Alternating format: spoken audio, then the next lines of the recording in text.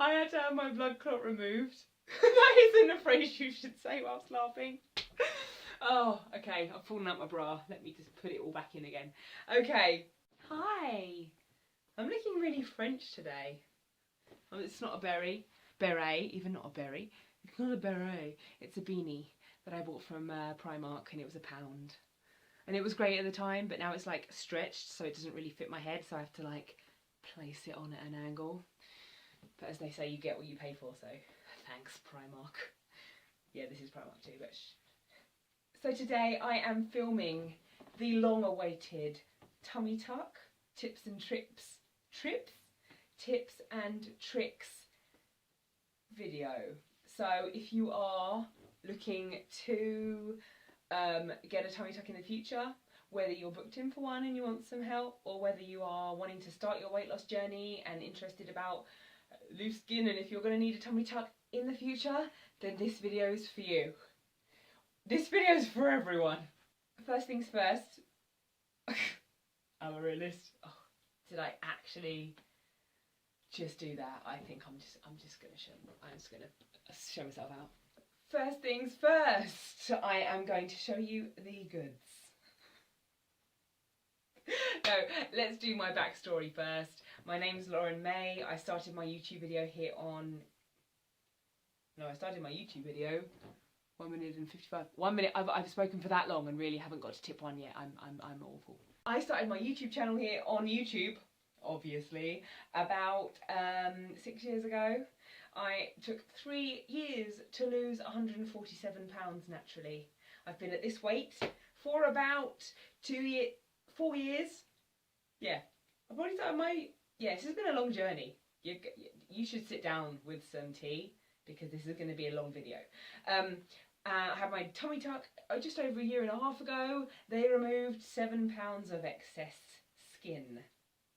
No, I didn't get to see the skin, unfortunately. But yeah, 3.3 kilos, 7 pounds of skin. I used to be able to pull my skin up to here. If you know any of my other videos, you'll know that I have a picture of me holding it up. So to show you the goods,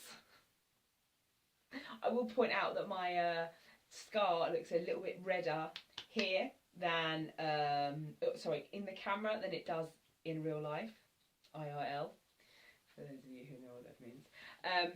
Yeah, so I will also point out that I've lost about half a stone, 7 pounds, since I last did my video, because I've actually been back on track. Yay! Round of applause. No one? Just me? Okay. But seriously, I'm back on track. She is back. What is this? Is it like some kind of non-body combat move? Eleni, that's for you. So here is the goods.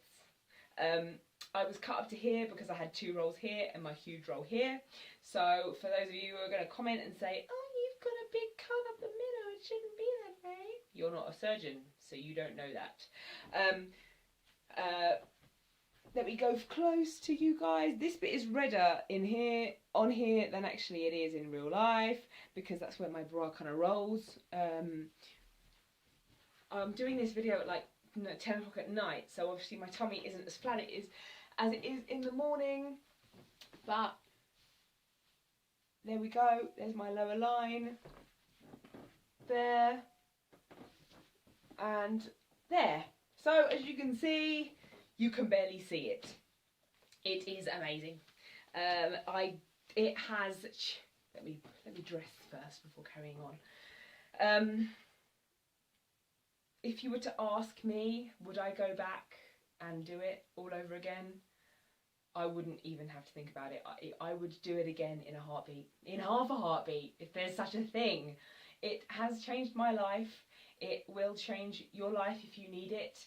And it's just amazing. Like, I really noticed it in terms of my confidence in clothes I could wear, because you lose all the weight, and anyone who has excess skin on their stomach or anywhere on their body knows how much it affects you. And even if somebody tells you that, oh, it's not that bad, it's you know how it feels. So to go from having, like, this was always kind of my figure. Like, I would always kind of have nice-ish shaped legs because I've worked them out so much. I'm quite tall. I'm 5'7", so I always used to kind of just like my bum was here and like my stomach was coming out here, so I was kind of like a ball. But now it's nice to have no skin here. And it does still feel so weird to be able to do this rather than that. To be able to put my hands flat is weird. But now, if I gain weight, it goes on my back. So I have back rolls, see? Look at that lovely, lovely. Let's get on with the video. So, tip numero uno. Number one. Let's see if I don't even know how many tips there are, so for people who say I can't count, you're right, I can't count. So, tip number one. You're probably going to say this is ridiculous, but I would suggest to relax. Now, obviously I was fully informed by my surgeon about what was going to happen, the complications and everything that went with my surgery, but I didn't research it myself in terms of the operation itself. I researched stuff like recovery and how long it would take me to get back to work and all these things, but the actual operation I didn't research because I didn't want to scare myself, and I'm not really scared of much. I'm not actually scared of anything, but I didn't want to be put off by changing my life just because of a few feelings, so I didn't even research it. I was actually, I'm not gloating here, but I was so relaxed in the waiting room the morning of my surgery, I actually fell asleep in the chair. My mum had dropped me off because we didn't know how long it would be to wait, so she didn't see the point of waiting with me because the car park's really expensive in London, so she left me. And later on she found out that I was asleep in the chair, and she was like, I've been having kittens in the car, worried about you, and I was like so I can remember like waking up and the nurse was like, oh, you're awake, come on. So she like took me into this room and she was like, right, there's your gown and paper pants and like slippers. So I like had to like put on the paper pants and my gown, so I was like covering my bum, and then I had to like walk off to the and get onto the bed myself, which was quite an unusual experience. And I got chatting to the anaesthetist, and he was like, he was quite funny, and he was like, I like you, I'm going to put you out really slowly. And he did, and I floated into the distance. And then I woke up and all my skin was gone, and it was the most amazing feeling. That may have just been the morphine. So number one, relax. Yes, I did have a complication with my surgery. I had a blood clot on this side, so 2 weeks after my first op I had to have another operation. So that probably wasn't very...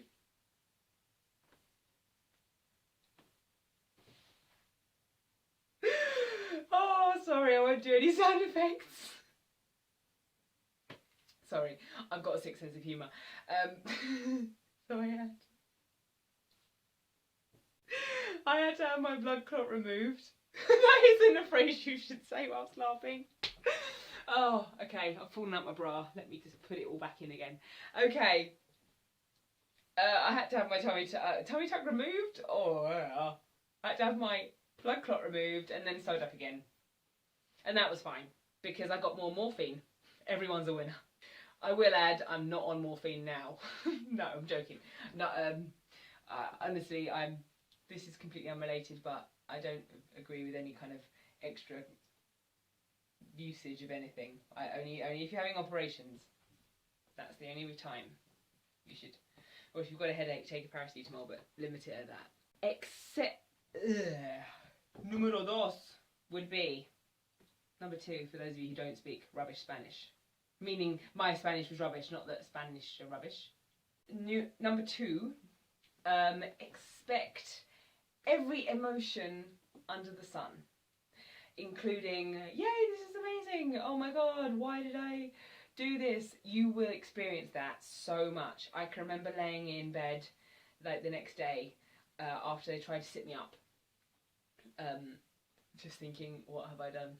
What have I done to myself? Then you experience anger because you're like, why did I let myself get so big in the first place, to then have so much excess skin, to then have to have a tummy tuck, to now be in this position, oh my god, my life's over. But everything will get better. You will feel amazing in a couple of months' time once the swelling's all gone down. That's something I'm going to talk about in a minute. And it will change your life, but you have to realise that you will experience every emotion. And when you feel like that, just try and focus your mind on the positives. Think about where you've come from. Think about how much hard work you've put into getting to where you are, and that it will get better. And the rest of your life is ahead of you. Número tres. Number 3. Accept pain relief. Now, I'm not saying that you will be in loads of pain. Another question I get asked a lot is, does it hurt? Of course it hurts. You're having part of your body removed. It's hardly going to feel like they're tickling you with feathers, is it really? There's scalpels involved. But it wasn't as bad as I thought it would be, number 1. And number 2, I was trying to be a bit of like I can do without pain relief, and it stressed me out because I would be thinking I need painkillers. So then I got the painkillers. So don't try and be tough like me and not do pain relief. Have it when you're offered it. Take it all just to kind of numb the pain and just float into that lovely abyss of morphine. I'll stop saying morphine. That's the last time I'll say it. Swelling. Number 4. Número 4. We're getting higher. Are you impressed with me? Swelling. It will be swollen for ages. When you first get your tummy tucked down, you'll go home and it'll be lovely and flat and you'll think, oh my god, this is amazing. Then it will start to swell. Mine have swelled a lot more one side than the other side, so it was uneven for quite a while. And again, I was thinking to myself, it's never gonna look normal. But it did. As you can see, it's fine. It will take a long time to go down. I forget when you look back how long it actually took to go down, but I was still very, very swollen 5 weeks post-op, and yeah, I think 10 weeks is when it's normal, because I can remember my 16-week post-op video, it's not swollen at all. So yeah, I'd say 10 to take 10 weeks for the swelling to go down. Número 5. Number 5. Don't, that was a bit forceful, sorry guys. Don't do too much too soon. Another one I get asked quite a bit is, how long did you take off work? Now, I took, how long did I have? I had 4 weeks off work originally, but I ended up taking an extra one because of my clot. That's one of the worst words, isn't it? Clot. Yeah, blood clot, it equals extra week off. But I was ready to go back when I went back. Still obviously very slowly moving, not really bending. You're not allowed to lift, don't lift anything for at least like 4 weeks. Don't lift anything over, well, nothing. Get somebody to do that for you if possible. Sorry, I got something in my eye.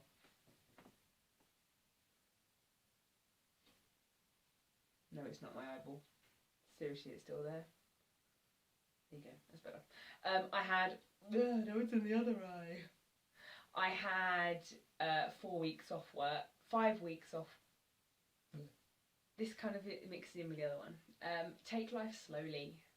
You've had a life-changing operation, and to get back to gym and to get back to everything quickly is a big ask on your body.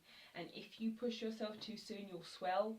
You'll stress your body, and that won't be good for your recovery. So take things as slowly as possible. When you leave the hospital, try and have somebody to be there for you if possible, to help cook your meals, or you could even like prepare them before you go in if you don't have anyone to do that. Make stuff up like casseroles, soups, freeze it so that you can just take it out the freezer and defrost it and then eat it. Or if you're lucky enough to have someone to live with you, like your mama, then she can do it all. No, my mum and dad were absolute lifesavers through this for me. They were, well, they always are and still are amazing. And I actually want to say happy anniversary to them because it was their 33-year anniversary the other day. Yep, 33 years. And they've had 28 and a half of those blissful years with me. The lucky things. I'm joking, I used to stress them out so much when I just wouldn't stop eating. And they were like, when will she stop? And I stopped. I learnt my lessons. That's pretty much it for tips. 5 tips. I would have thought there would have been more tips. Numero 6. Number 6. Start off exercise slowly. I started back at the gym 5 to 6 weeks after my op. After my second op. And I started walking very slowly on the treadmill at a very light incline, and I didn't start any of my body combat or my intense hardcore stuff until about 7 weeks post-op, because I just knew that I would, and even then I took it slowly because I just had a image of like, I just had bad images. So take it easy, take everything slowly. It's not a race. It's not a race, it's a journey. And the destination will be more enjoyable if you take it slowly. So no lifting. I didn't drive, but no driving for a bit, no sex for a bit, no loads of things for a bit, but you can Google those yourself. Things I would recommend to take to the hospital with you. You will need to have a compression garment to keep yourself pulled in. I had a number of different things. One of the things I had straight away was this. It's like, it's on the floor now. It's like a bandage. I literally had this around my tummy and it used to protect me. These are like shorts. These were actually quite good, but they weren't the best thing that I used. They obviously go like shorts and they come up to here. These weren't that great because you have to pull them down. And just imagine if they're that tight, because you're swollen, you're pulling it down, it's obviously going to be difficult to get it over without it. And you don't want it to hurt because that will hurt you. I don't actually have it here because I can't find it. It's like a vest top. I got mine from Primark, again, famous Primark. It's like a vest top, but it's like a pulling in one. So you can pull it down, it goes down to about here. So if you need the toilet or anything, obviously, you only have to like slide it up and move it behind your bum. So you don't have to keep pulling it over your tummy. So literally you can just slide it up to here, so you don't even have to slide it above the wound. You slide it up to here and then you can put it back down again, and it keeps you all nicely compressed. I actually wore my compression garment for about 4 weeks after my surgery, maybe even longer, because I got to the point where I'd been wearing it so long it felt really weird without it, and I kind of felt a bit vulnerable without it on. So I did wear it for longer than I should have, but it can't do any harm. I even slept in it at the beginning. Some of the things I couldn't live without in the hospital was my eye mask, because hospitals are obviously 24-hour things, so it never stops. You're going to hear bleeping all night, you're going to hear things all night, you're going to hear people snoring and people just being ill because it's a hospital. So I literally like had my eye mask on. I even had like a beanie like this, but it was white. I don't know where it went actually.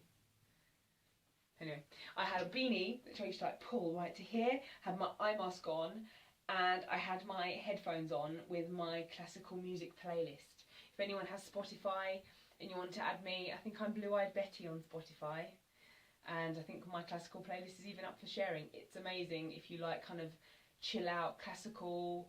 It literally just transported me to another place when I was in pain and I'd taken my painkillers, put on my eye mask, was all snug in bed, earphones on, classical music playing, and literally you just fly away. You're just like, oh my god, I'm on another planet, this is amazing. I don't ever want to leave hospital. That's how I felt for a lot of the time. Headphones are a must. That's because I just listen to music all the time anyway, but they really helped me throughout my whole recovery. What the hell does that say? Wear it for a while. That's the compression thing. Wear it for a while.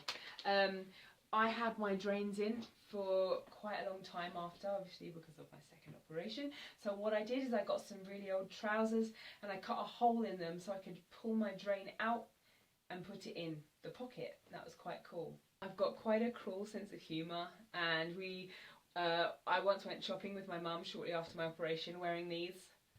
How attractive was I? And obviously in the supermarket everyone has trolleys, so my mum was worried that I was going to catch the cord on someone's trolley.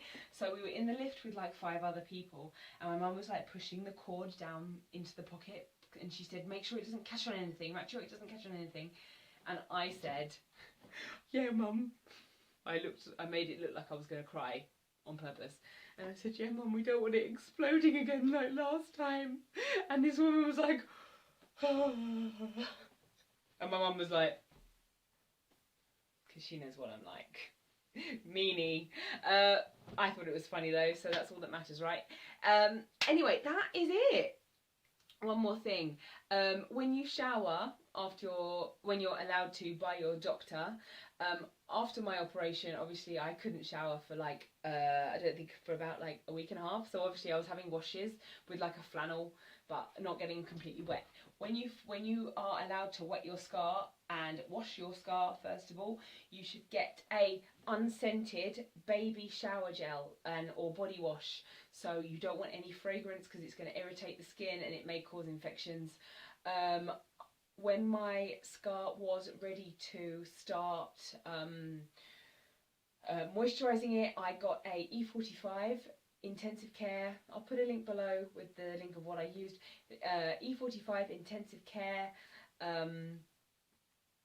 moisturiser. And what you're meant to do is I would first of all take off my steri strips that were on it, my sterilising strips, get some water, get some warm water with salt in, clean it all first of all, make sure it's not too hot because obviously you don't want to burn yourself, and then once it's dry it like this, or like this. No, maybe not this, that would actually hurt, don't do that. Then you get the skin and you use these 2 fingers and you push in, like I'll do it on my hand. You get your finger, oh god, look at my nail varnish. Oh, there's no escaping this. It was from Halloween. It's now the 12th of November. Sorry. Get your fingers and you push in and you massage it as firmly as you can. Obviously don't hurt yourself because it's still fresh, so don't like make it hurt, just do it hard enough so that you are imagining that you're like separating the scar tissue, because you don't want it to get hard, which is what will happen. This is what kind of happened a bit here, but doesn't matter. I hope this video has been informative for you and that it's not been too long. It's going to be long because I've filmed loads of portions of this video and it's now 10 o'clock. So I've been filming for a long time. So hopefully I'll edit quite a bit of it out so you won't get to see that. But yeah, if you have any questions, please email me below. I'm going to put in some pictures so you can see tummy things, and yeah, if you have any questions please comment below and I will try my best to answer everyone in the best way I can. And yeah, so thank you so much for watching today. Keep losing, keep smiling, and I will see you very soon with more videos. Thanks for watching. Bye.